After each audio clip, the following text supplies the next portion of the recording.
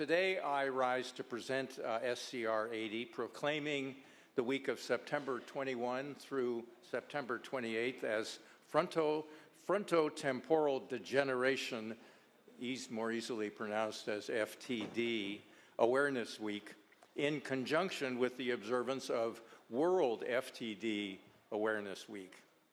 The Association for Frontotemporal Degeneration reports that FTD is a terminal and incurable neurodegenerative disease affecting the frontal and temporal lobes, causing impairments to speech, personality, behavior, and motor skills that constitutes truly a major public health concern.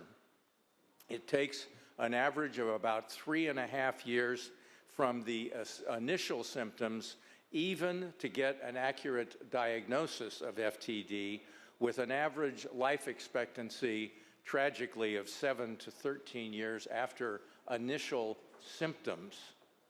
FTD strikes people as young as 21 and as old as 80, with the largest percentage, and this is important, of those affected being in their 40s to 60s, rendering people in the prime of their life unable to work or function normally. FTD imposes average annual costs associated with care and living with the disease that are approximately double those of Alzheimer's.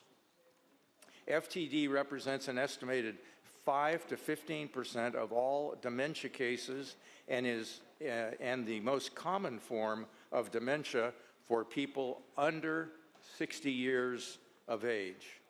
Approximately 40% of people with FTD have a family history of FTD or related conditions such as ALS. While there has been a global epidemiology, while there has never been a global epidemiology study of FTD, it is estimated that more than 60,000 people are affected in the United States today. It's imperative that there be greater awareness, and that's what this is all about, of this serious disease, and more must be done to increase activity at the local, state, and national levels. I urge your strong support of this measure. Thank you, Senator. Senator Ochoa, you are recognized from your desk. Thank you, Mr. President. Ladies and gentlemen of the Senate, I rise in support of SCR 80 because, like most Californians, I knew very little about frontotemporal degeneration. This disease is considered one of the most common pre-senile dementias, mostly affecting people in their 50s or 60s, roughly 10 years before the average Alzheimer's patient is diagnosed. FTD is often misdiagnosed due to overlapping symptoms with psychiatric or other neurological conditions. Those affected experience a gradual, progressive decline in behavior and language, with memory usually relatively preserved. The disease is characterized by progressive atrophy of the parts of the brain that control executive actions or functions, including decision-making, personality, social behavior, and language. As the disease progresses, families and caregivers often face challenges in coping with the patient's behavioral changes and communication difficulties.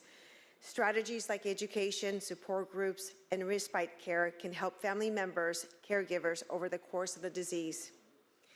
While groups like the Association for Frontotemporal Degeneration are providing resources to assist FTD patients and their caregivers, more should be done to increase awareness to ensure patients receive the best care possible. I respectfully ask for an aye vote so we can bring awareness to this little-known disease, to recognize and thank all those who serve individuals struggling with FTD. Thank you, Senator. Senator Allen, you are recognized. Thank you so much, Mr. President. Members, I also rise in support of SCR 80, and I want to thank the member from Fair Oaks for bringing this important resolution forward. As the author noted, FTD is a terminal and incurable form of dementia that represents the most common form of dementia for patients under 60. But what makes it so pernicious also makes this resolution so important. Following its onset, patients have an expected prognosis of 7 to 13 years, yet the time it takes to actually diagnose FTD can be up to half of that time, taking about 3.5 years on average.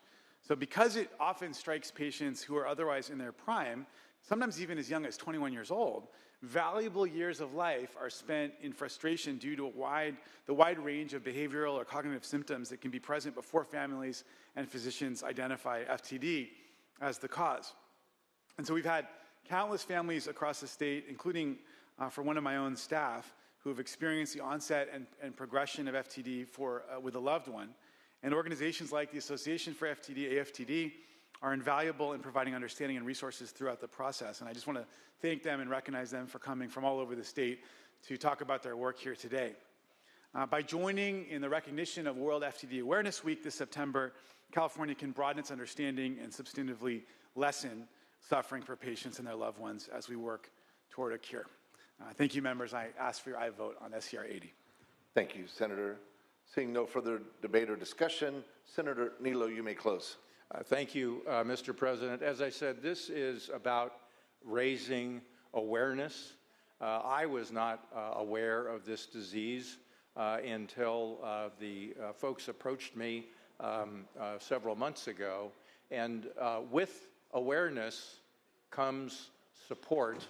With support, eventually resources, and eventually perhaps efforts to find a cure to this currently tragically uncurable disease. So please join me in recognizing September 21 through 28 as FTD Awareness Week and to vote in favor of SCR 80.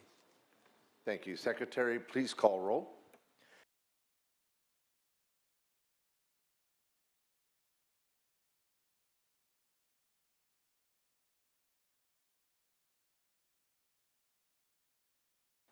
Ayes 36, no 0. The resolution is adopted. Members, we will return back to privileges of the floor so that Senator Niello can recognize his guest. Senator Niello. I have several people on the floor with me who are passionate about this disease because they have loved ones who have suffered from it. We have Emma Hemming Willis, who is representing her husband, the obviously well-known and beloved actor Bruce Willis, who is unfortunately a victim of this awful disease. She is his care partner and advocate for people with FTD. Joining her is Terry Walter, a constituent of mine, whose husband also passed of this disease, and also her daughters, Christine and Janine. And I also want to point out we have several members, supporters, also on behalf of their loved ones in the gallery above us. So please recognize these people dedicated to raising the awareness of FTD.